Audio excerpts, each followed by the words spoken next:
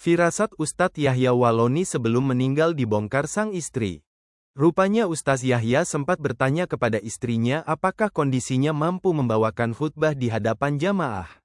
Waktu pagi saja dia bilang, kira-kira aku kuat nggak khutbah? Gitu aja, kata sang ustaz ke sang istri pada Jumat tanggal 6 Juni tahun 2025, beberapa jam sebelum menghembuskan napas terakhir di atas mimbar Masjid Darul Falah, Rapocini, Kota Makassar, Sulawesi Selatan. Istri Ustaz Yahya, Fifil menuturkan suaminya memang telah mengeluhkan sakit kepala atau pusing selama menjalani safari dakwah dalam beberapa hari terakhir. Sering pusing, intinya, bapak khutbah Idul Adha pagi tadi, lanjut khutbah Jumat, pingsan. Tadi pagi sehat, semangat, ungkap Fifil kepada awak media. Lebih lanjut, Fifil mengatakan Ustaz Yahya Waloni memang beberapa waktu terakhir menjadwalkan ceramah keliling di beberapa daerah untuk mengumpulkan donasi.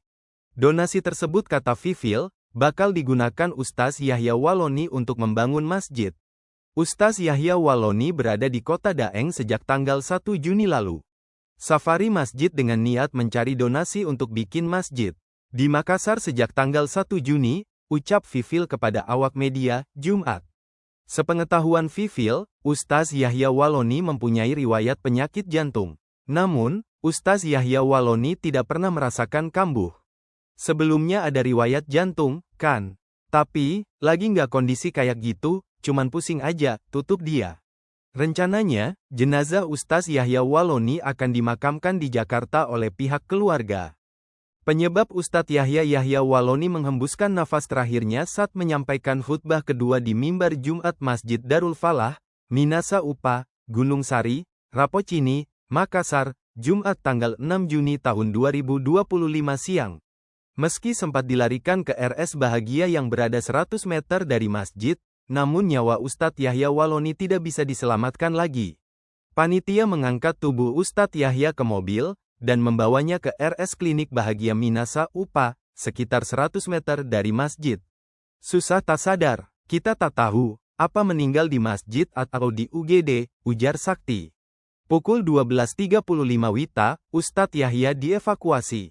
Ibadah salat Jumat dilanjutkan pukul 13.46 WITA, setelah takmir dan warga pengantar balik dari klinik.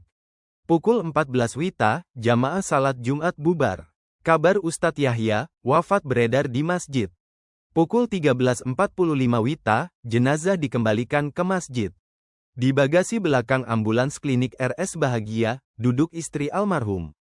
Kendati demikian meski pihak keluarga belum mengungkap penyebab pasti Ustadz Yahya Waloni meninggal karena apa, namun ternyata beliau memiliki riwayat sakit jantung sejak 2021 lalu. Di tahun 2021 silam, Ustadz Yahya Waloni sempat menjalani pengobatan setelah jantung mengalami pembengkakan.